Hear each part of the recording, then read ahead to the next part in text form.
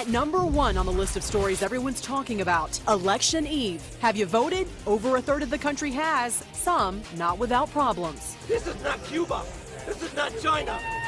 We cannot allow this to happen. On Election Eve, tensions boiling over in Doral, Florida. Voters there happy Elections Department opened its doors early. Now angry, they slammed them shut 2 hours later. More than 200 people left standing in line. Mayor said he had not authorized the extra hours. The state legislature cut early voting days from 14 to 8, eliminating Sunday voting altogether. Same scene playing out in Miami, Fort Lauderdale, and Palm Beach. Long lines of angry voters trying to exercise their right to vote early. Number 2, superstorm relief. Money and manpower flooding into void left by Sandy. Chatmaster Jimmy Kimmel auctioning off the desk from his shows in Brooklyn, signed by late-night competition Letterman, Stewart, and Colbert, setting aside rivalry for relief effort. They really need the money, and you're probably going to spend it on something stupid anyway. Check out CharityBuzz.com to put in your bid, now topping 20 grand. Marathoners running into disaster-stricken areas from Jersey Shore to Staten Island and Queens pitching in after their race of a lifetime canceled in Sandy's wake. Networks doing their part as well.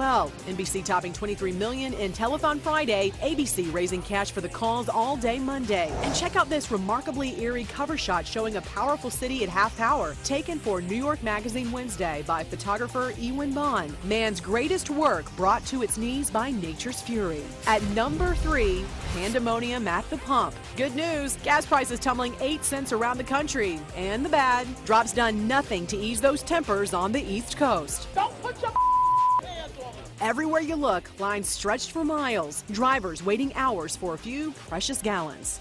Situation improving, though. The U.S. Energy Department says about 60% of stations now have fuel. That's up 30% from Friday. Jen, this recovery is going to take some time. Now, another brave story of survival. At number 4, Sharon shares. Sharon Osbourne revealing she had a voluntary double mastectomy after learning last summer she had the breast cancer gene. Hello Magazine quotes the colon cancer survivor.